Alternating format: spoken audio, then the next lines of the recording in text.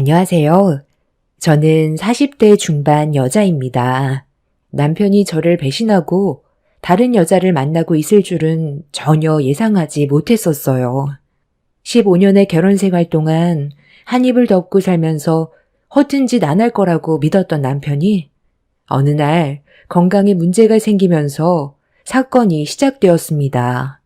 어느 날부터인가 화장실을 시도 때도 없이 가더라고요. 잔뇨감이 있는 것 같다면서 시원하게 볼일을 못 보는 것 같다고 불편해 있었지만 어쩔 때는 또 괜찮다며 넘어가길래 몸이 좀 피곤해서 그런 줄 알았고 대수롭지 않게 넘어갔었습니다. 그런데 또 어느 날에는 옆구리 통증으로 힘들어하길래 몸에 문제가 생긴 것 같은 안 좋은 느낌이 들어서 병원을 찾아가 검사를 받게 되었습니다. 약간의 혈뇨까지 보게 돼서 가볍게 넘어갈 증상은 아닌 것 같았어요. 남편도 혈뇨를 보는 순간 몸에 이상이 있다는 걸 그제야 받아들였고 그렇게 정밀 검사를 받게 되었는데 검사 결과는 상당히 충격적이었어요. 남편이 신장암이라는 말도 안 되는 진단 결과를 듣게 되었고 저는 제 두기를 의심했어요. 불과 몇 달 전까지만 해도 건강해 보이던 사람이 갑자기 콩팥에 암이 생겼다는 말을 들었을 땐 어떻게 받아들여야 할지 모르겠더군요. 남편을 떠나보낼 준비도 되지 않았고 아직 40대 중반인 젊은 나이라 암과는 거리가 먼 얘기인 줄 알았습니다. 남편이 헬스장을 운영하고 있어서 항상 건강은 자신 있어 했어요. 저도 그렇게 생각했었고 누구보다 오래 살 줄 알았는데 초음파 검사 결과에서 보이는 남편의 암은 얼마나 심각하게 진행이 되어 있는지 자세하게 나타나 있었습니다. 남편이 암에 걸렸다는 소식이 시부모님의 귀에까지 들어가게 되자 집안은 난리가 났고 초상집이 되어버렸죠. 그런데 정말 기적인 건 남편의 암이 다른 장기에는 전이가 되지 않았고 콩팥에서만 자라고 있어서 서둘러 이식을 받는다면 희망은 있다는 말을 들었지만 문제는 공여자를 기다려야 한다는 거였어요. 가족들 중 남편에게 콩팥을 나눠줘야 살아갈 희망을 가질 수 있다는 말을 듣게 되자 시모가 갑자기 제 손을 꽉 잡더니 눈물을 흘렸습니다. 자기 아들이 젊은 나이에 세상을 떠나게 되는 아픔을 겪게 하고 싶지 않다면서 자기보다 먼저 떠나는 건 보고 싶지 않다며 괴로워하셨습니다. 의사는 가족이 이식을 해주는 게 제일 안전한 방법이지만 배우자인 저도 남편에게 이식해 줄 수 있기 때문에 시모는 저에게 부탁을 했습니다. 그때까지만 해도 저 또한 남편을 진심으로 사랑했었기 때문에 신장 이식을 생각하고 있었지만 부모님은 반대를 하셨어요. 아니, 왜 제 딸이 콩팥을 떼어줘야 되는 거죠? 이식자를 기다리던지 아니면 사돈 집안 식구들 중 한 명이 이식을 해주면 되잖아요. 제 딸이 수술대 위로 올라가는 건 제가 반대합니다. 주서방과 결혼했다고 무조건 제 딸이 공여자가 될 수 있는 건 아니잖아요. 그렇게 살리고 싶으면 사돈이 직접 해주면 되겠네요. 아유, 사돈. 저는 나이가 있잖아요. 그리고 제 자식들도 이미 가정을 이루고 있는데 만에 하나 수술로 잘못된다면 더 큰 문제가 생길 수도 있는 거잖아요. 원래 부부는 일심동체라잖아요. 존수로 따지면 모자지간은 1촌, 형제지간은 2촌, 부부 사이는 무촌, 즉 0촌이라는 건데 그만큼 부부는 한 몸이라는 뜻 아니겠어요? 그럼 당연히 며느리가 공여자가 돼줘야죠.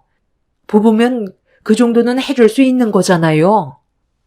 아니, 그 정도라뇨. 이건 단순한 문제가 아니잖아요. 제 딸이 신장 이식 해줬다고 칩시다. 그런데 지금 당장 안 보였던 암이 신장 이식 후 다른 장기에서 발견이 된다면 그때는 어떻게 하실 건데요? 힘들게 신장이식 해줬는데 결국 회복하지 못하고 주서방이 세상을 떠나게 된다면 제 딸의 노력이 소용없게 되는 거잖아요. 저도 사이가 암이라는 사실이 믿기지 않을 만큼 정신적으로 많이 힘듭니다. 하지만 둘 다 위험해지는 길을 선택할 순 없어요.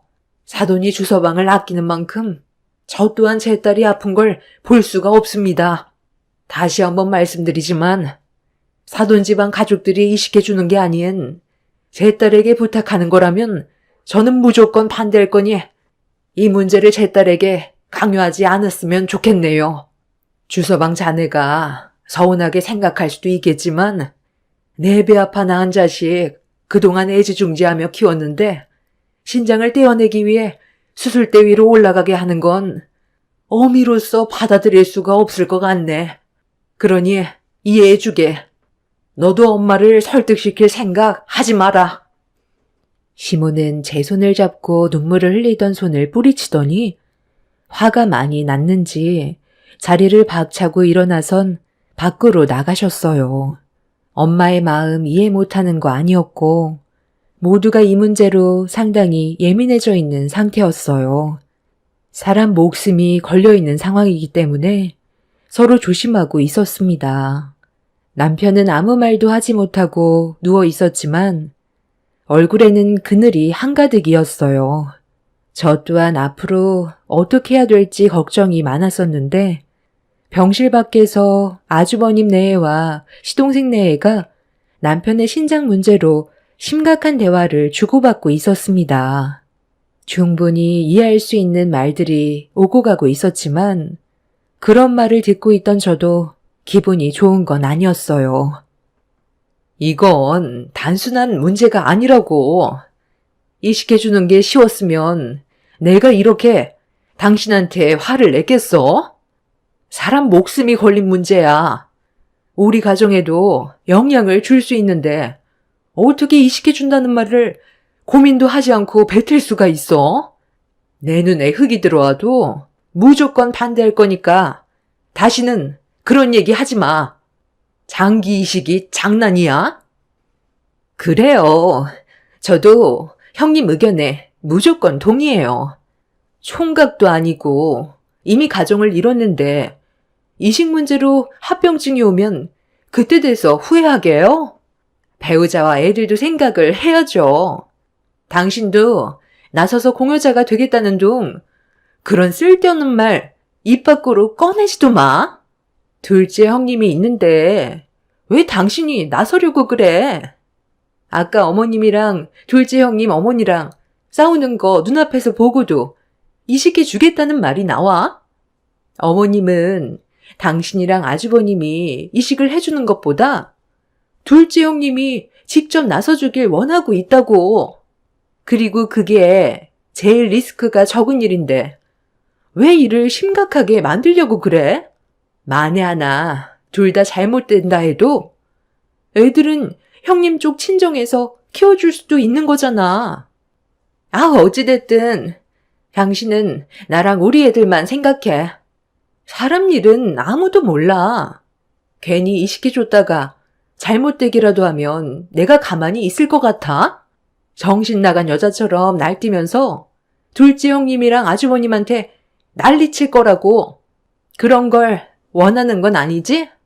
내가 그렇잖아도 신장 이식에 대해 찾아봤거든?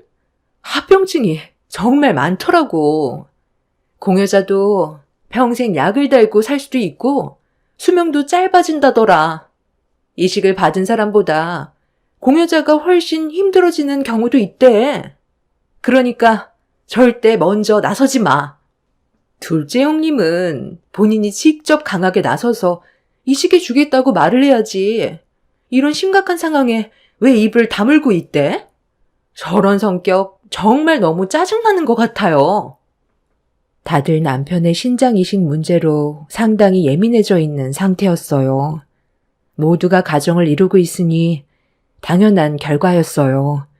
이식을 한다면 제가 해야 되는 게 맞는 거고, 그래야 뒤탈 없이 가족 간의 관계에도 문제가 생기지 않을 수 있었어요. 이런 심각한 분위기 속에서 저도 정말 많이 고민했었는데 잠 한숨 못 자고 남편 곁을 지켜주던 제 옆으로 시모가 다가와 자리에 앉았어요. 집에 잠깐 들렸다 왔다면서 먼저 저에게 말을 붙였는데 시모의 눈빛은 간절했어요.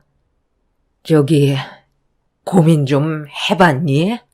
우리 아들 살릴 수 있는 사람은 너밖에 없는 거 너도 잘 알잖아. 신장이식을 기다리고 있는 대기자가 상당히 많다던데 그 기간이 얼마나 걸리게 될지 그것도 예상할 수 없다더구나.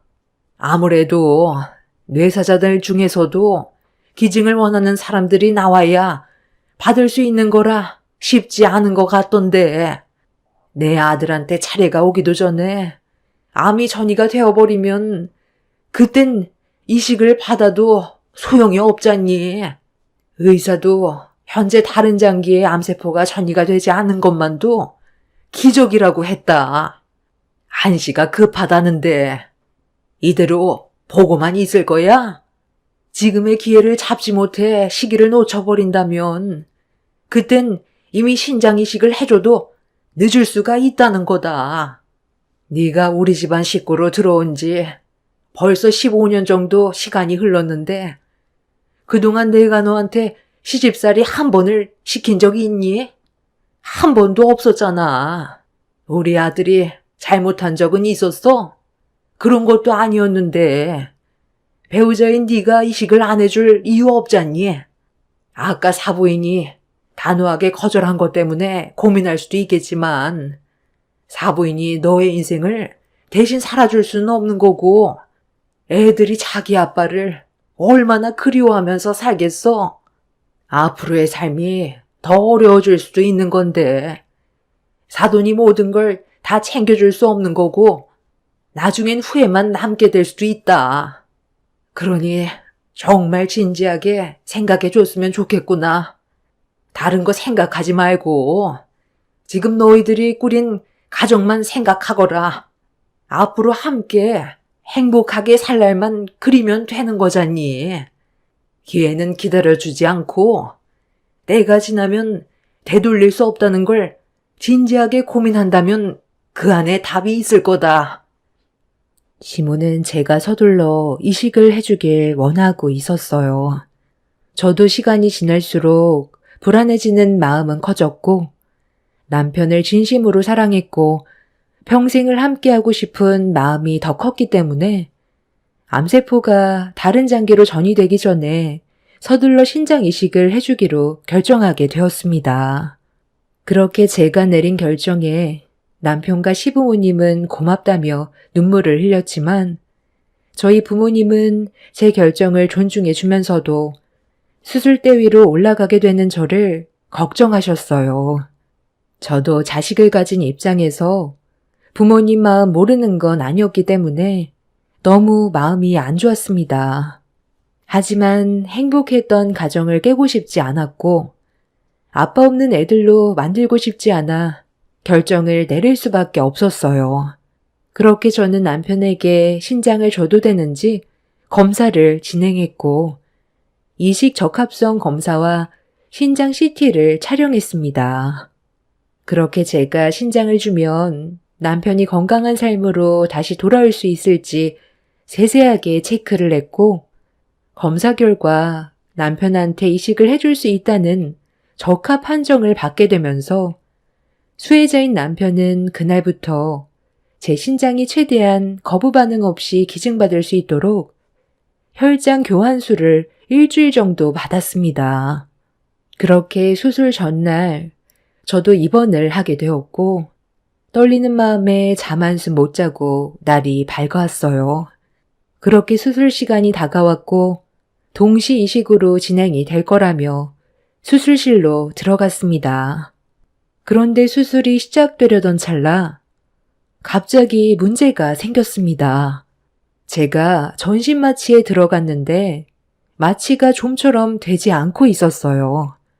수술 담당 의사는 어떻게 된 거냐며 마취과 의사와 대화를 주고받고 있었는데 마취가 잘 안 되는 사람들도 있다며 약간의 용량을 늘렸지만 저는 약간 몽롱하기만 할 뿐 마취가 이루어지지 않고 있었어요.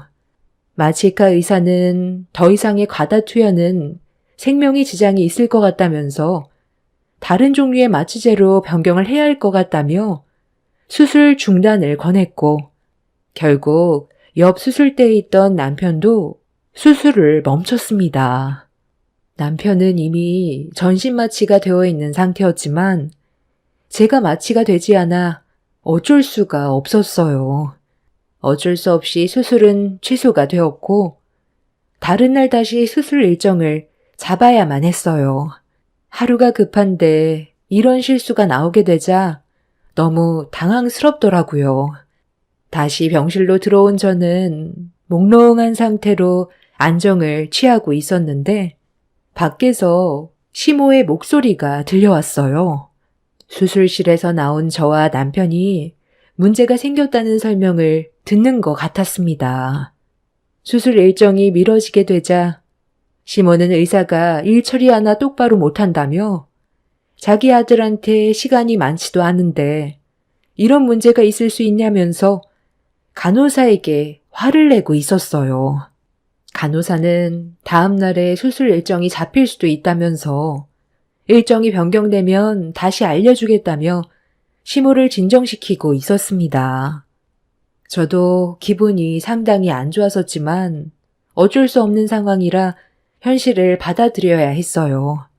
그런데 제가 마취제 용량이 높았는지 호흡곤란 증세가 있어서 진정제를 투여했었는데 그게 약간의 몽롱함과 수면을 유도했고 약간의 긴장이 풀리고 있었습니다.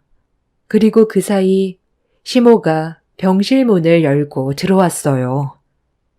아니 너는 정신사납게 여기까지 따라 들어오면 어쩌니? 누가 포기라도 하면 어쩌려고? 진정제에 취해 잠에 빠졌으니 걱정할 건 없다만. 그나저나 어떻게 이런 일이 있을 수가 있어? 마취 하나 똑바로 하지 못하고 말이야. 얘도 그렇고 내 아들도 수술을 못 받아서 많이 불안했는지 호흡곤란 증상이 와서 진정제 투여했다더만. 깨어나려면 좀 기다려야 한다더라. 아니 중요한 순간에 이런 실수가 있으면 어떻게 믿고 수술을 맡기겠어? 그러니까요.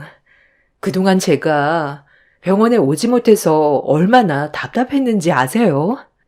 영식 씨 얼굴 보고 싶었는데 여기 올 수 있는 상황은 아니었잖아요. 근데 저 여자 이식 안 해주면 어쩌죠? 그런데 진짜 영식 씨가 이식 받으면 정상적인 생활이 정말 가능하대요? 의사가 그렇게 얘기했으니까 믿어야지 어쩌겠어. 내가 내 아들 기증받게 해주려고 얼마나 노력했는지 알아? 눈물도 안 나오는 거 짜내느라 아주 죽을 맛이었다. 너는 내가 조심 좀 하라니까. 덜컥 임신까지 해버리면 어떡해? 아무리 내 아들이 좋아도 그렇지. 지킬 건 지켜달라고 얘기했었잖아. 너희들 나이도 생각해야지. 아유, 제 나이가 뭐 어때서요. 아직 40 초반이면 충분히 아이 가질 수 있는 나이라고요. 저도 영식 씨 아이를 가지고 싶었고 정상적인 가정을 만들어가고 싶었던 것뿐이에요. 그리고 어머님이 저한테 약속하셨잖아요. 그 여자 이식 끝나면 폐기물 처리한다면서요. 그럼 상관없는 건데 왜 이렇게 불안해하세요? 당연히 불안하지. 계획도 없는 일들을 저지르다 보면 걸리게 되어 있어. 내 아들이 네가 임신했다는 소식을 접했을 때 어땠어? 거의 매일같이 너희 집에 드나들었잖아. 꼬리가 길면 잡히는 법이야. 제발 내가 시키는 대로 좀 행동하면 안 되겠니? 일단 전현 콩팥 떼어낼 때까지는 기다려 달라는 거잖아.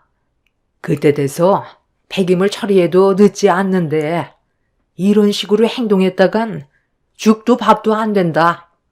아무리 내 아들 소식이 궁금하고 보고 싶다 해도 여긴 오지 말았어야지. 불안하기도 하고 걱정돼서 그런 거죠. 신장 이식해주면 저 여자한테 다시 마음이 돌아설 수도 있는 거잖아요. 그럼 저는 낙동강 오리알 신세인데요. 내 아들이 뭐라고 그랬어? 그럴 일 절대 없을 거라고 했잖아. 그만큼 너를 향한 감정이 더 크다는 거다. 신장 이식 받으면 고장난 물건인데 당연히 이혼시켜야지.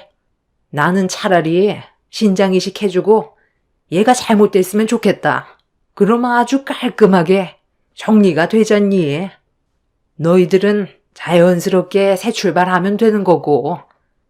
저도 그랬으면 좋겠는데 사람 목숨이라는 게 쉽게 끊어지지는 않더라고요. 그동안 철저하게 숨기려고 노력했지만 이제 저도 이런 삶에 많이 지쳐 있어요. 그래, 나도 안다. 그래서 이번 수술만 끝나면 드집 잡을 거 뭐 하나 만들어서 내 아들과 이혼시킬 작정이다. 부모님은 건강하시지? 조만간 뵙자고 전해드려. 안 그래도 저희 부모님이 걱정을 많이 하세요. 영식 씨가 세상 떠나면 저는 과부가 되는 거잖아요. 최대한 빨리 정리해주길 원하고 있어요. 아이고, 전현 가족들 오는 것 같다. 너는 그냥 전현 친구라고 하면 된다. 쓸데없는 말 하지 말고 상황 봐서 조용히 빠져나가라. 내가 연락할 때까지 여긴 다시 오지 마. 처음에는 진정제를 맞아서 제가 잘못 듣고 있는 건 줄 알았는데 너무 충격을 받아서 그런지 진정제가 아무 소용이 없었어요. 시모는 간호사의 말을 잘못 들었는지 제가 깊은 잠에 빠진 줄 알고 착각하고 있었습니다. 언제부터였는지도 모르겠고 남편이 저 말고 다른 여자와 바람 피우고 있다는 걸 알게 됐을 땐 너무 큰 충격이었어요. 거기에 더해 임신까지 했다는 말은 상상조차 하지 못했던 상황이었죠. 저만 바라보며 살아오던 남편인 줄 알았는데 저 몰래 이중적인 생활을 철저하게 지키고 있었다는 거에 온몸에 소름이 돋았었고 시모도 이런 사실을 알면서도 가면을 쓰고 제 신장을 뺏으려고 연기를 했다는 거에 용서를 할 수가 없었어요. 15년간의 결혼 생활이 무너져 내리는 순간이었습니다. 저희 부모님이 병실로 들어오는 소리가 들렸고 내연녀와 시모가 자리에서 일어나길래 실눈 뜨고 내연녀의 얼굴을 조심스럽게 쳐다봤어요. 그리고 그 얼굴을 본 순간 저는 너무 큰 배신감이 들었고 두 모자와 내연녀를 절대 용서하고 싶지가 않았습니다. 내연녀는 저희 윗집으로 이사온 여자였어요. 내연녀가 가정 있는 남편한테 접근했을 거라곤 전혀 예상하지 못했었죠. 언제나 남편은 저에게 한결같이 행동했었고 조금도 흔들리는 모습을 보여준 적이 없었는데 그건 전부 다 철저하게 계획된 행동이라는 걸 알 수가 있었습니다.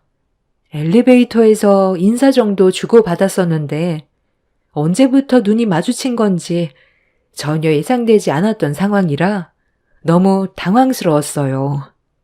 남편한테 신장 이식을 해주려 했던 저보다 좀 젊고 여우 같은 여자를 새 며느리로 받으려는 시모도 이해가 되지 않았습니다. 신장 하나가 떨어져 나가면 아무래도 정상적인 생활은 힘들어질 거라고 생각했는지 다른 며느리로 갈아치우고 싶어 하는 것 같아 보였어요. 정말 기가 차는 상황이었죠.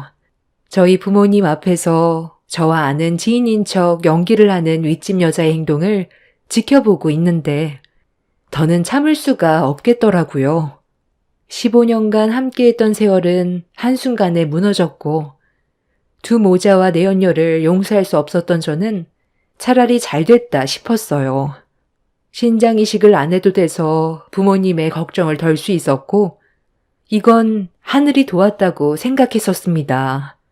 더는 제 앞에서 연기하는 시모와 내연녀를 용서하고 싶지 않아 밖으로 나가려는 내연녀를 붙잡기 위해 자리에서 벌떡 일어났는데 마취제와 진정제 때문에 걷는 게 힘들었지만 정신 바짝 차리고 윗집 여자를 향해 냅다 튀어나갔습니다. 시모는 제가 벌떡 일어난 모습을 보더니 경악을 하면서 그 자리에 털썩 주저앉았고 병실문을 잡고 있던 내연녀에게 달려들어 머리채를 잡아 온 힘을 다해 바닥으로 패대기를 쳤어요.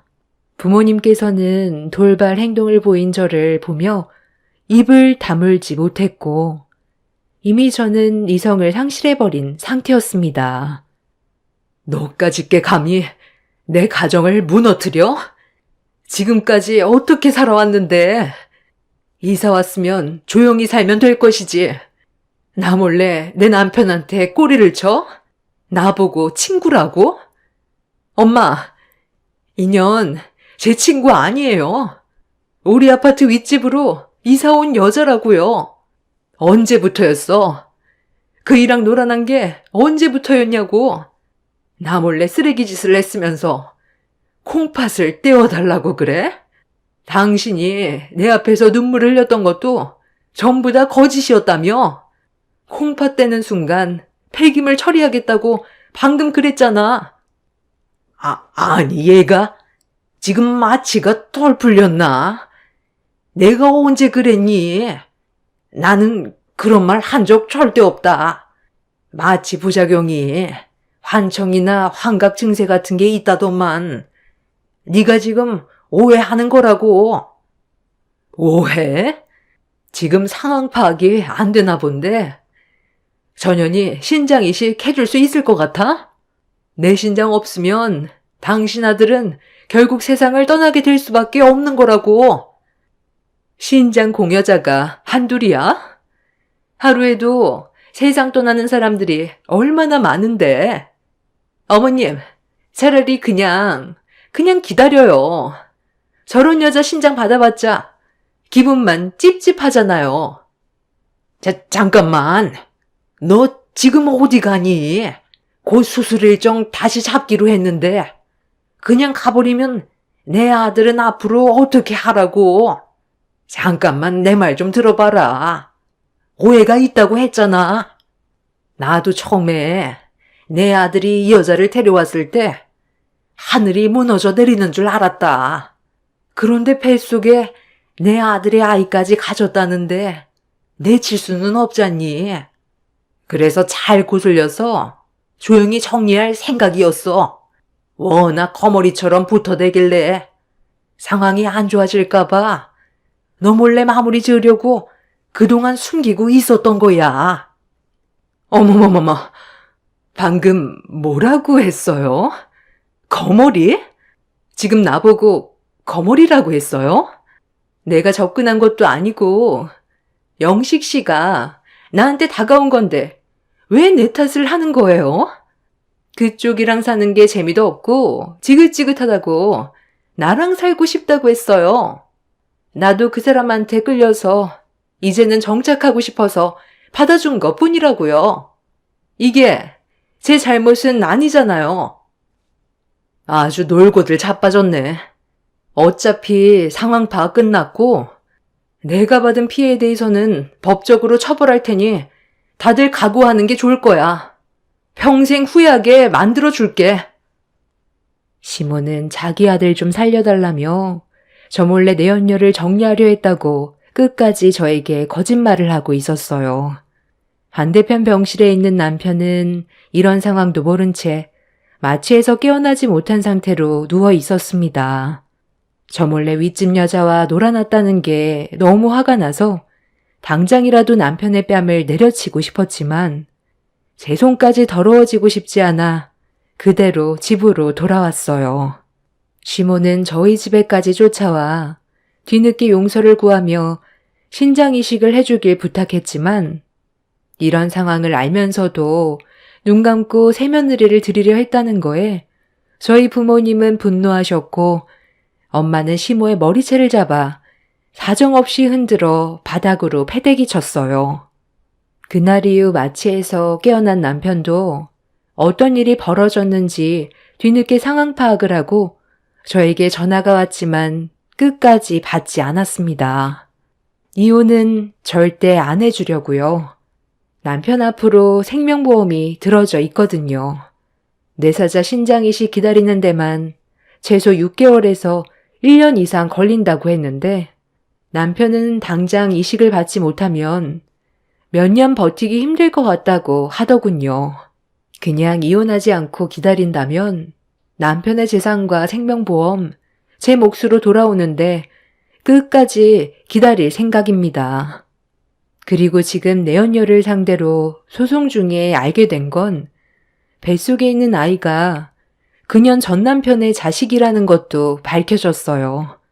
내연녀는 전 남편에게 버려진 상황에서 아이를 가졌다고 알렸는데도 거들떠보지 않자 앞으로 먹고 사는 게 막막해 남편이 엘리베이터에서 친근하게 인사를 하며 다가온 모습이 자기에게 호감 표시를 하는 것 같다고 생각했는지 임신한 사실을 숨긴 채 작업을 했던 거였죠.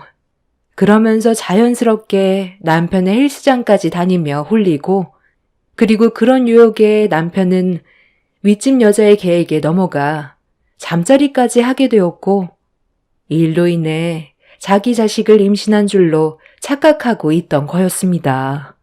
만약 제가 마취가 정상적으로 되었다면 남편한테 신장을 이식해준 뒤 폐기물처럼 버려졌겠죠. 정말 생각하고 싶지도 않은 불행의 길을 걷게 될 수도 있었다는 걸 생각하니 온몸에 소름이 돋았어요. 이 사실을 알기 전에는 남편과 평생 행복하게 살고 싶었는데 지금은 남편이 하루라도 빨리 세상 떠나길 손꼽아 기다리고 있습니다. 이혼하지 않고 병들어가는 걸 지켜보는 게 최고의 복수 같아요. 이 사실을 알게 된 형님네외와 동서네외도 상당한 충격을 받았는지 더는 병문안도 오지 않고 있습니다. 시부도 알지 못했던 상황이라며 저에게 미안해하고 계세요. 시모와 남편만 알고 있던 상황이었죠. 시모는 남편이 잘못된 행동에 대해 후회하고 있다면서 얼굴 한번 비춰주길 원하고 있지만 눈 감기 직전까지 병원에 갈 일은 없을 것 같습니다. 그리고 최근에 동서에게 듣게 된 소식은 남편은 암세포가 전이되기 전에 신장을 기증받을 수 있는 기회를 놓쳐버려 폐와 여러 장기에 전이가 돼서 좀 더 삶이 단축될 것 같다는 소식을 듣게 되었습니다. 사랑이 분노로 바뀌는 건 한순간인 것 같네요. 어떻게 바람을 피워놓고 뻔뻔하게 제 신장을 떼어주길 바랬는지 오만정이 다 떨어져서 그런 말을 들었는데도 제 감정에는 어떠한 변화도 없네요. 15년간 함께 살아왔던 삶이 후회되지만 제가 선택한 삶이니 어쩌겠어요. 현실을 받아들여야겠죠. 남편이 떠나면 생명보험으로 3억 정도 나오는데 거기에 더해 그동안 쌓아왔던 재산으로 제 아이들 잘 키우며 살아가려고요. 이게 최선의 복수 같아요. 제 사연 들어주셔서 감사합니다. 안녕하세요. 저는 양평에 살고 있는 38살 여자입니다. 저는 얼마 전에 이혼한 시댁 식구들에 대해 이야기 좀 하려고 사연을 신청하게 되었습니다. 그 사람들은 자신의 잘못도 알지 못한 채 떵떵거리더니 결국 저희 아빠의 다리를 잡으며 오열을 하고 말았네요. 그 사람들은 벌을 받아야 마땅했기 때문에 아빠는 그날 시댁 식구들의 상견례장에 나타나셨고 결국 아수라장이 되면서 시댁 식구의 인생 또한 나락으로 떨어지게 되었습니다. 먼저 과거로 돌아가 남편과의 결혼 생활에 대해 먼저 얘기를 좀 해보면 그때 당시 아빠는 꽤 여러 지역에 사업을 확장하셔서 관리하는데도 정신이 없으셨고 그중 하나의 점포를 저희 남편에게 운영권을 넘겨주었습니다. 그때까지만 해도 남편은 일반 회사에서 착실하게 일을 하면서 저와의 결혼 생활을 유지하고 있었지만 마음속으로는 사업을 꿈꾸고 있었던 것 같아 보였어요.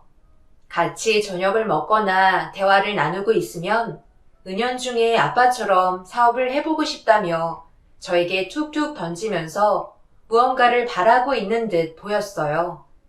하지만 제가 뭘 어떻게 해줄 수 있는 위치도 아닐 뿐더러 저희에게는 그만한 자금도 없었기 때문에 회사에서 착실하게 벌어오는 돈으로도 충분하다며 지금 생활에 만족한다는 걸 얘기해 줬었어요.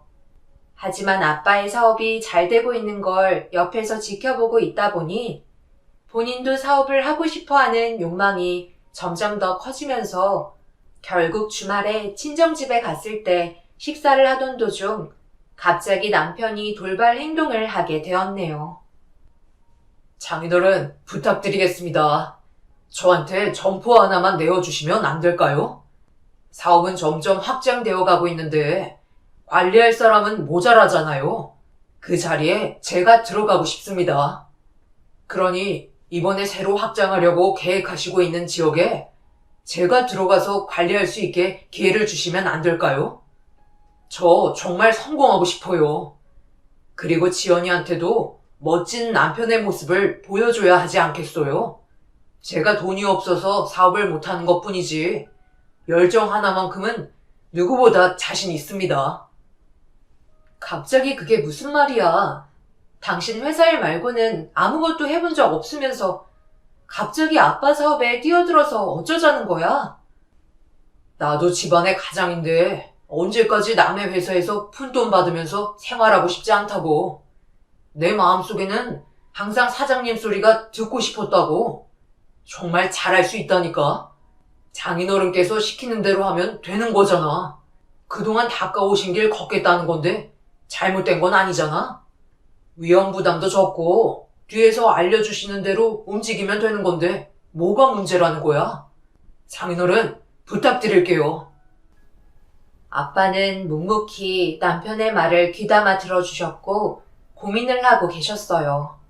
그리곤 잠시 뒤 사업에 기질이 있는지 확인부터 해봐야 할 것 같다며 새로 오픈하게 될 점포에 남편이 들어가서 일을 시켜보기로 결정을 하게 되었습니다. 남편은 기뻐 날뛰며 감사하다며 아빠의 선택에 좋아하고 있었지만 문제는 사업을 한 번도 안 해본 남편이 완벽성에 가까운 아빠의 눈을 채워줄 수 없다는 게 제일 큰 걸림돌이라는 걸 저는 알고 있었습니다. 당연히 저 또한 아빠 밑에서 사업을 같이 운영하지 않겠냐고 물어보셨을 때 몇 번 일을 도와준 적이 있었지만 저 같은 경우 사업을 이끌어갈 정도로 성격상 맞지 않는 것 같아 일찍 포기했었어요. 제일 큰 이유 중 하나가 아빠의 완벽성을 따라갈 수가 없었죠. 뭐든지 자기 일이기 때문에 최선을 다해야 하지만 제 눈에 안 보이는 것들이 사업을 오래 한 아빠의 눈에는 보였고 놓치는 것들이 많아지면서 아빠를 따라가지 못했었어요. 그러다 결국 제 전공을 살린 일을 다시 하게 되었죠. 그때 알았어요.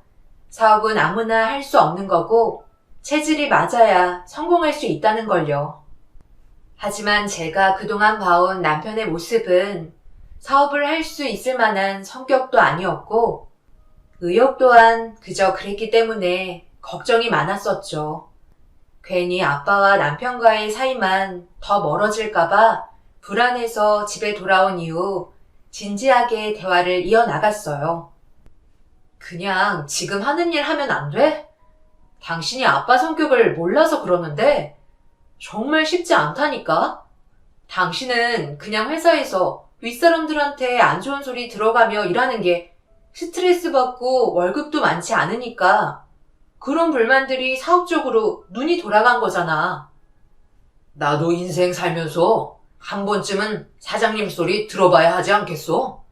언제까지 회사에 박혀서 남의 돈이나 받으며 생활하는 그런 한심한 사람이 될 수는 없잖아. 회사에서 욕먹는 것도 한두 번이지. 나는 그렇게 살고 싶지 않아.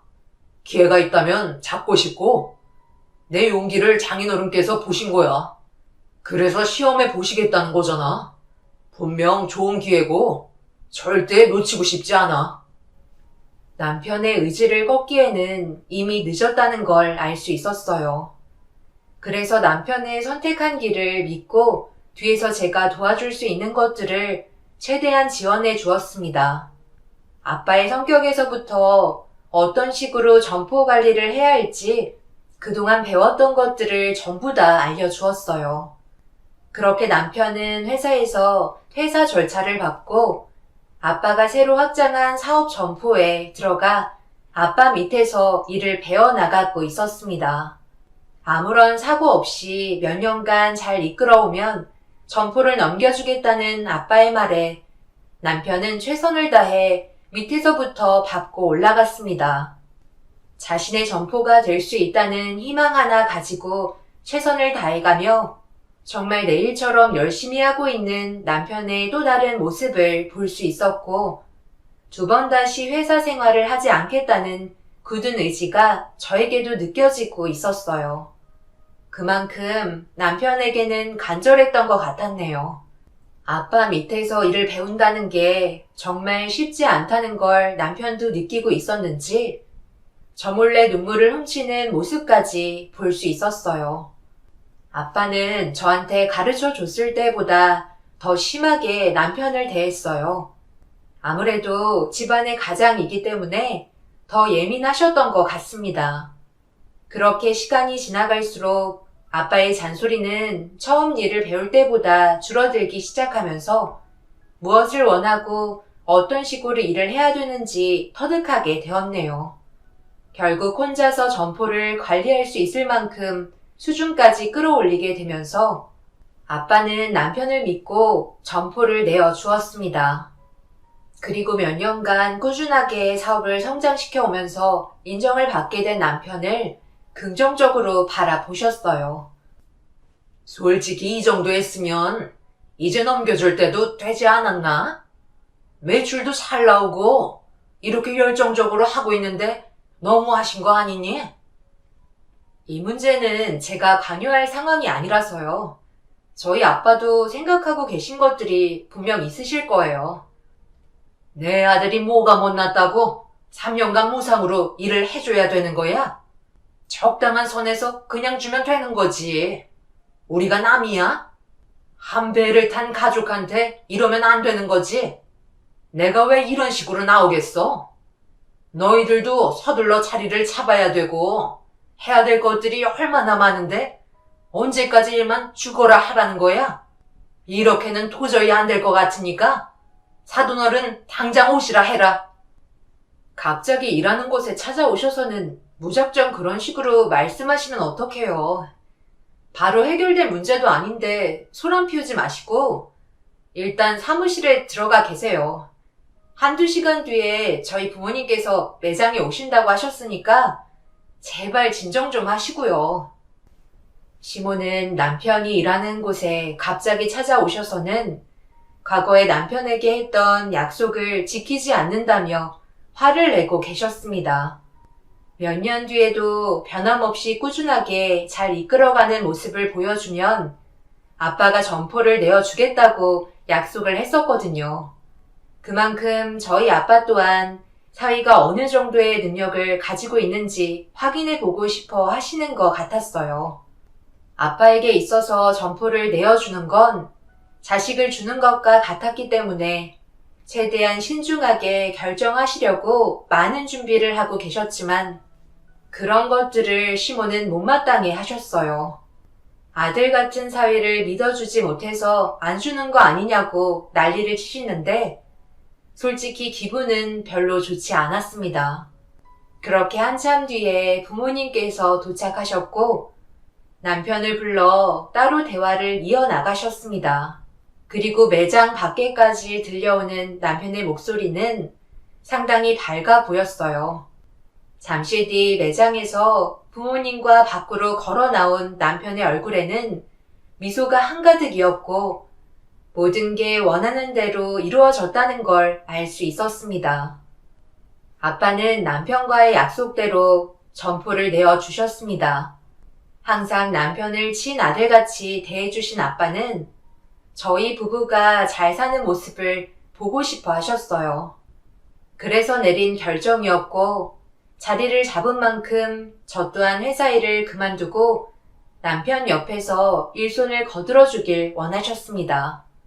그렇게 해야 매장이 더 안정적으로 돌아갈 거라는 말에 저도 회사 일을 정리하고 남편 옆에서 필요한 부분들을 해결해 주었네요. 그리고 시모는 저희 부모님께 감사하다며 그제서야 가족 같다는 말씀을 하셨습니다. 그동안 남편이 저에게도 잘했었지만 무엇보다 아빠가 마음에 들어 하셨던 건 꼭 성공하겠다는 열정을 마음에 들어 하셨던 것 같아요. 그리고 그날 이후 점포는 남편의 명의가 되었고 그 책임감은 더욱더 크게 다가왔는지 열심히 일을 하는 모습을 지켜보며 제 남편이라는 게 자랑스러웠습니다. 그런데 앞날이 행복할 것만 같았던 저희 가족에게 조금씩 문제가 보이기 시작했어요. 점포가 아빠의 명의로 되었을 때와 다르게 소유권이 남편의 명의로 바뀌면서 저를 대하는 행동들이 가끔 상처를 주었고 시모는 날이 가면 갈수록 오히려 제가 짐이 된다며 안 좋은 말들을 늘어놓으셨네요. 계속 이런 식으로 할 거면 그냥 다시 회사로 출근해. 그냥 시간 때우려고 매장에 나오는 거야? 일을 하라면 제대로 하라고. 나 지금까지 쉬지 않고 계속 움직이고 있는 거 안 보여? 당신이나 제대로 했으면 좋겠는데? 요즘 들어 손가락 하나 까딱하지 않으려 하잖아. 내 눈에 보이는 것들이 직원들 눈에도 다 보인다는 거 몰라? 사장이 늘어지면 직원들은 그걸 전부 다 보고 배운다고.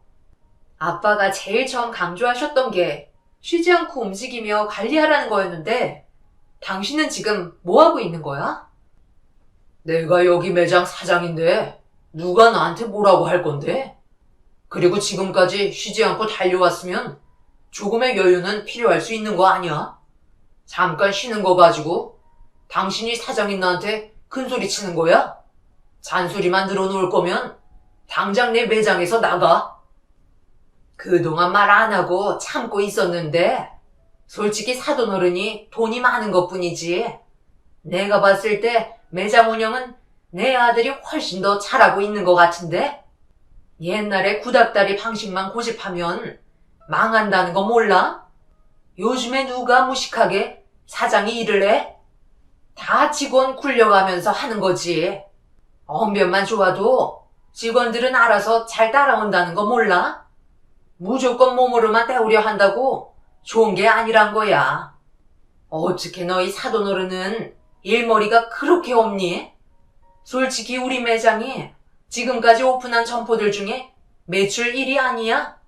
그럼 이제 인정해야 된다고 생각하는데 매출로 모든 게 확실시된 마당에 우리한테 큰소리 칠 게 뭐가 있어? 그래서 지금 저희가 잘하고 있다는 거예요? 하루 종일 카운터에만 앉아서 돈만 세고 있는데 뭘 잘한다는 건데요?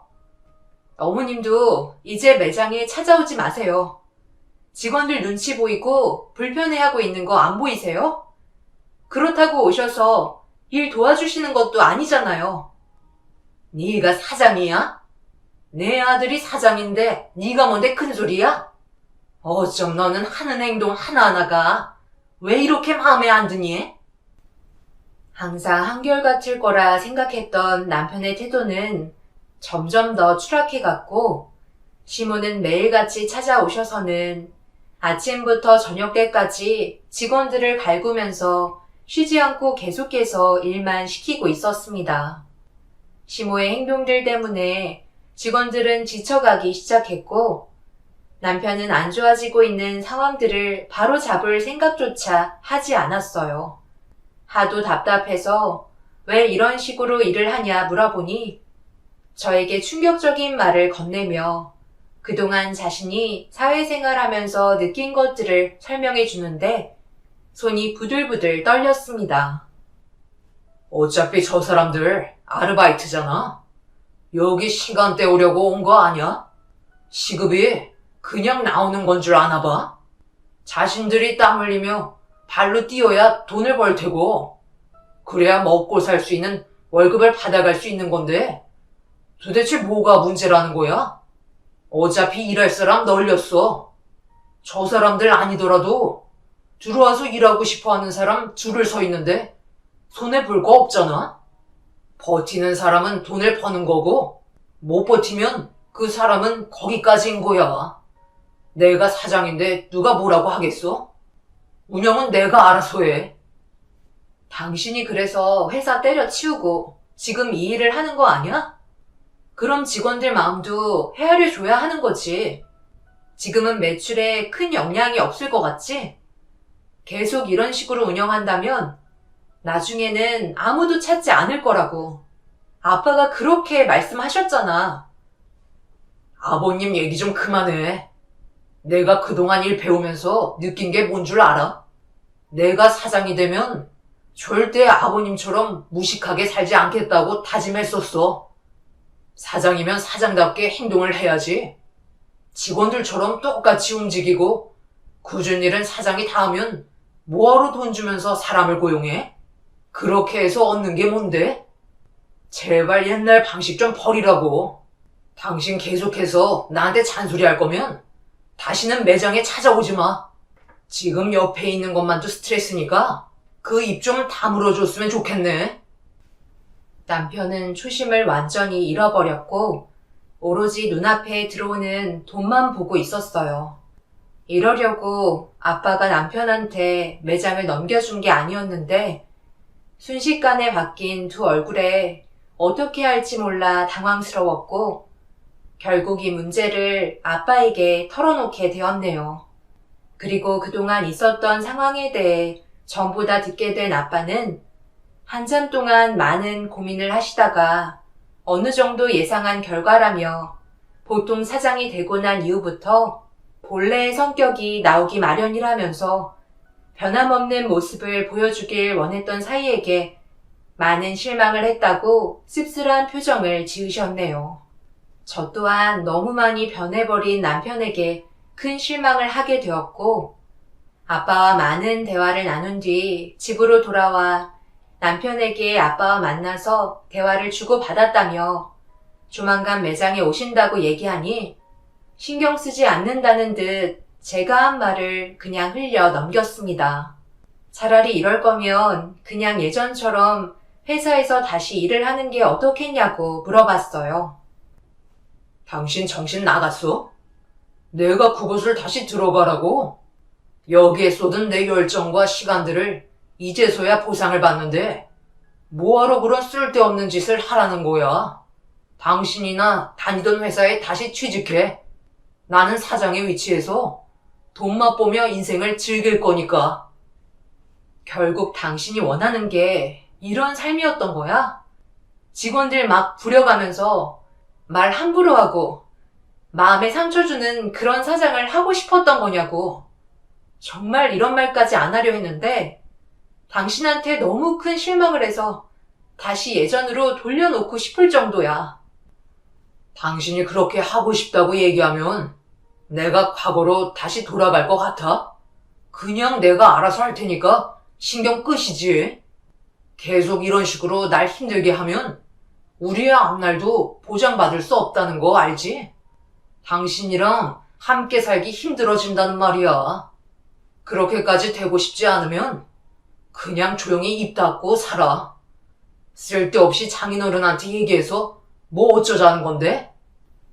제가 그동안 알고 지냈던 남편의 모습은 거짓이었고 제 앞에 서 있는 남편이 진짜 모습인 걸 알 수 있었습니다. 대화 도중에 계속해서 저와의 인연을 끊어내고 싶다는 말을 반복하더니 끝내 이혼 얘기까지 나오게 되었어요. 매사에 항상 불만이 많았던 남편이긴 했지만 사람이 이렇게까지 변할 수 있을 거라곤 상상조차 하지 못했었습니다. 돈 앞에서는 평생 함께 하겠다고 약속한 배우자까지 내치려는 남편의 행동들이 저에게 많은 실망감을 안겨주었네요. 결국 남아있던 정까지 떨어질 정도로 남편은 아빠의 부탁을 거절했고 저와 이혼하게 되는 상황까지 오고야 말았습니다. 제 생각이 맞았다니까요. 아버님, 그렇게 되실 줄 알았어요. 사업은 아무나 하나요? 지금까지 버티신 것만도 저는 대단하다고 생각되는데요. 저도 사업을 한 지 몇 년밖에 안 되었지만 사람한테는 재능이라는 게 있는 거잖아요. 저는 사업에 타고났어요. 그만큼 운영 방식 또한 현재 시대에 맞게 잘 이끌어가고 있다고요. 아버님께서 이제는 저를 본받아야 하지 않겠어요? 그러기에는 너무 늦었을지도 모르겠네요. 직원들이 대화 나누는 거 들어보니까 소문이 사실인 것 같던데. 정말 다행인 게 저한테 매장을 넘기셨으니 그나마 점포 하나는 건질 수 있었던 거 아닙니까? 아버님 개털 되셨다면서요? 지금 줄줄이 쓰러져서 적자난 곳 겨우 메꾸고 있다던데. 계속 버티셔봤자 쫄딱 망하실 텐데 더 힘들어지시기 전에 처분하시고 남은 돈으로 노후 자금에 쓰세요. 제가 일 배울 때 그렇게 뭐라고 하시더니 결국 이런 꼴이 되셨네요. 이래서 사람 앞날 아무도 모른다는 거죠. 항상 저에게 하셨던 그 말 평생 마음에 담아두고 살고 있습니다. 그럼 저는 바빠서 먼저 일어날 테니 살펴가세요. 자네 어떻게 나한테 그럴 수 있나? 내가 그동안 자네를 친아들처럼 생각하며 정말 잘해줬는데 도움을 주지 않겠다는 겐가? 그건 제가 여유 있을 때 도와드리는 거죠. 그럼 이 점포를 다시 장인어른께 돌려달라는 건가요? 제 손에 들어온 걸 왜 다시 드려야 하는 건데요? 저는 그렇게 하고 싶지 않으니까 그만 돌아가세요. 이런 식으로 대화 나누는 건 아무런 의미가 없어요. 당신 정말 이럴 거야? 우리가 그동안 도와준 건 생각 안 해? 지금 상황이 많이 안 좋다 보니 아빠가 당신한테 부탁하는 거잖아. 경기가 안 좋아지면서 줄줄이 사탕처럼 쓰러져가는 아빠의 점포를 하나둘 처분하기 시작했고 결국 모든 매장을 정리한 뒤 모자란 금액은 남편에게 도움을 받고자 부탁을 했었어요. 하지만 남편은 매몰차게 아빠를 내쳤고 제 말도 들어주려 하지 않았습니다. 결국 서로의 언성이 높아지기까지 하면서 안 좋은 모습까지 보이게 되었고 남편은 아빠와 저를 밖으로 밀쳐냈네요. 아빠는 고개를 떨군 채 씁쓸한 표정으로 한참 동안 그 자리에서 다리를 떼지 못하셨어요. 그동안 아빠와 남편이 함께하는 시간 동안 정말 많은 추억들이 담겨있던 이곳에서 아빠를 밀쳐냈다는 게 너무 큰 상처를 받게 되신 것 같았습니다. 결국 빈손으로 돌아가시는 아빠의 뒷모습만 바라보고 있는데 충격이 가시지 않으셨는지 휘청거리시며 몸을 벽에 기대셨고 반복해서 한숨을 내쉬었어요. 혹시라도 안 좋은 일이 생길 수도 있을 것 같아 댁에까지 모셔다 드린 뒤 집으로 돌아와 남편을 기다렸고 저녁 늦게 들어온 남편이 현관문을 열자마자 시댁 식구가 먼저 집으로 들어왔습니다. 제가 집에 있을 거라고 생각하지 못했었는지 살짝 당황해 하시더니 시모는 사온 음식들을 부엌에서 준비하고 계셨고 저에게 계속 눈치를 주며 나가라는 듯한 표정으로 말을 건네왔네요. 그래서 남편에게 마지막으로 진지하게 대화를 요청했어요. 그러자 저를 데리고 방으로 들어갔습니다. 그래서 지금 짐을 싸온 거야? 이런 식으로 나오면 내가 겁먹을 거라 생각한 건 아니지? 달라질 건 아무것도 없어.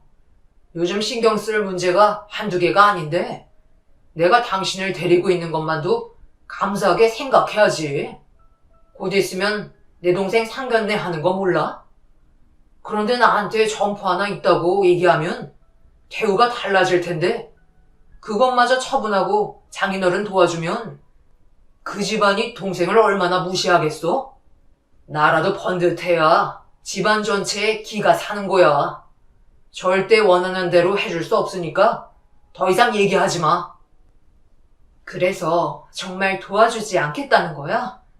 당신은 그럼 끝까지 그 매장을 잡고 있을 거란 얘기지? 나와 우리 가족은 더 이상 필요 없다는 말로 받아들여도 되는 거야? 뭘 원하는지 충분히 알 것 같네. 우리가 함께하기에는 힘들 것 같다. 이제야 말이 좀 통하네. 우리 집안의 걸림돌이 되는 방해 요소는 없어지는 게 당연하겠지? 빨리 내 집에서 나가줬으면 좋겠어. 집안에 남아있는 당신 물건들은 전부 다 택배로 보내줄 테니까 너무 걱정하지 말고. 그럼 대화 끝난 것 같으니 그만 나가줘라. 내가 마지막으로 다시 한 번만 물을게.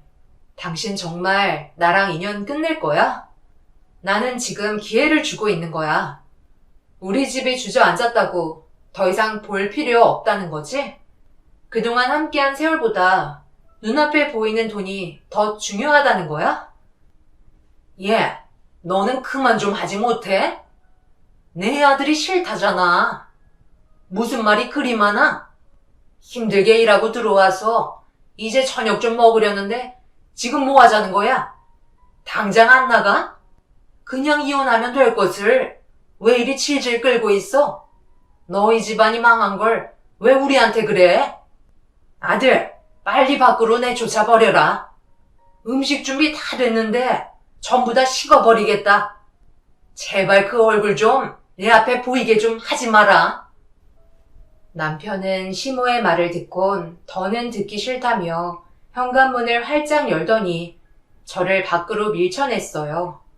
신발도 신지 못한 채 알발로 내쳐졌고 신발을 제 얼굴에 던진 뒤 캐리어까지 밖으로 밀어냈네요. 그리곤 문이 잠기는 소리를 끝으로 남편과의 인연을 끝내고 말았습니다. 사업을 배우면서 점포를 얻기 전까지 항상 밝은 모습으로 저를 따뜻하게 대해줬던 남편은 더 이상 없는 존재였어요. 제 앞에 있던 남편은 전혀 다른 사람이었습니다. 결국 이혼 서류에 도장을 찍은 뒤 남남이 되었고 저는 부모님의 일을 도우며 상처받았던 마음을 털어내려 노력했어요.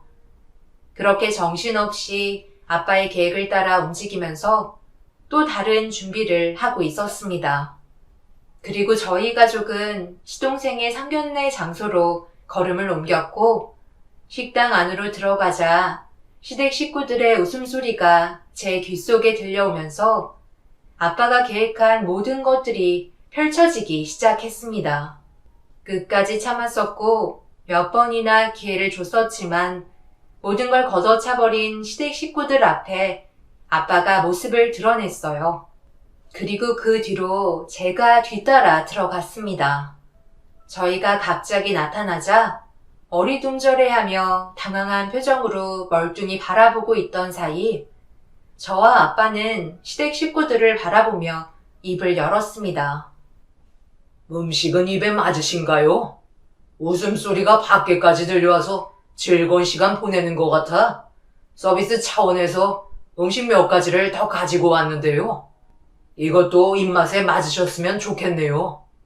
양가 집안에 항상 좋은 일만 가득하시길 바라는 마음에 준비했습니다. 지연아, 그럼 준비한 것도 내어줄래? 오늘이 제일 중요한 순간이잖아. 인생이 바뀌는 시점에 내가 준비한 게 빠지면 되겠어? 네, 사장님께서 그동안 준비하신 음식들과 서류 여기 있습니다. 손님께서 마음에 들어 하셨으면 좋겠네요. 이게 뭐야? 이건 우리 매장 서류인데 이게 왜 너 이름으로 되어 있는 거지? 아들, 이게 어떻게 된 거야? 여긴 우리 거잖아. 그게 무슨 말이에요? 제가 확실하게 서류 받았는걸요. 저한테 명의 이전해줬고 서류상 끝났는걸요. 우리한테 사기치려는 거야? 자네 서류는 꼼꼼히 확인해봤나? 사업을 해봤어야 알지. 그 서류가 설마 진짜라고 생각했던 거야? 내가 정신 나갔다고 자네를 뭘 믿고 300평이나 되는 점포를 자네에게 그냥 넘겨주겠나? 차라리 그럴 거면 내 딸에게 넘겨주지. 서류에 적힌 대로 그 점포는 내 딸의 명의로 되어 있는 게 확실하고, 자네가 가진 서류의 명의는 그저 아무짝에도 쓸모없는 종이 쪼가리밖에 안 된다네. 내가 얘기하지 않았나? 처음과 끝이 같아야 한다고. 그래서 혹시나 하는 마음에 자네에게 가짜 명의의 전서류로 계획을 꾸몄는데, 예상했던 대로 이런 부분에 조금이라도 관심이 있었다면 바로 알아봤겠지. 그런데 자네는 그냥 내가 건네준 서류만 보고 명의가 바뀐 걸로 알고 있었잖아. 자네 식구들 또한 마찬가지였고, 이래서 무식한 사람들은 사기를 당하는 거야. 그런 머리로 사업을 하겠다고? 눈앞에 보이는 돈에 눈이 멀어 내 딸을 내치고 도와달라고 부탁까지 했는데 끝내 등을 돌려? 내가 그렇게 쉽게 망할 거라 생각한 거야? 직원들한테 소문을 내게 한 것뿐이지. 자네가 지금 음식을 먹고 있는 이 장소가 누구의 소유일 것 같나? 전에 하던 사업은 전부 다 처분하고 식당업으로 전환한 걸 모르고 있었지. 우리는 계속해서 자네에게 기회를 줬고, 자네는 그 기회를 계속 밀어낸 결과이니 어쩌겠나. 그동안 애썼고 퇴직금 정도는 주도록 하지. 아빠는 남편에게 좋은 마음이 있었지만 함께 일을 하면서 이중적인 모습을 몇 번이나 봐왔었다며 아예 매장을 넘겨줄 생각을 가지고 있지 않으셨습니다.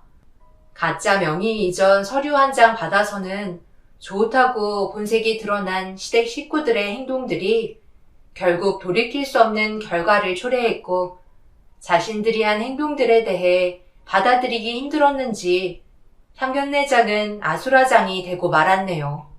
아빠는 남편에게 그동안 일해왔던 노동의 대가를 다른 직원들보다 못한 최저임금으로 계산한 월급 봉투를 던져주면서 아빠와 남편이 사업자 대화를 주고받았을 때 한결같지 않은 모습으로 매장을 운영할 시 나가겠다는 약속된 내용을 남편 몰래 녹음까지 해두었던 걸 들려주면서 그동안 노동에 대한 금전적인 보상은 상견례장에서 지불을 했고, 남편은 아빠와의 약속을 어겼다는 게 증명이 되기 때문에 시댁 식구들이 가짜 명의 이전 서류에 대해 소송을 걸어봤자 법적으로 문제되지 않는다는 서류까지 내밀어 보여줬습니다. 결국 그제서야 땅을 치고 후회했지만 엎질러진 물을 주워 담을 수는 없었습니다. 아빠가 운영하시는 식당을 예전에 단둘이 대화하셨을 때 남편에게 상견례 장소로 소개해 주시면서 이 모든 걸 계획하고 계셨다는 게 소름이 돋을 정도로 철저하게 움직이셨어요. 결국 시댁 식구들의 상견례는 물거품이 되었고, 그렇게 시댁과의 인연을 완전히 끝낼 수 있었습니다. 두 번 다시 그 사람들이 제 눈앞에 안 보였으면 좋겠어요.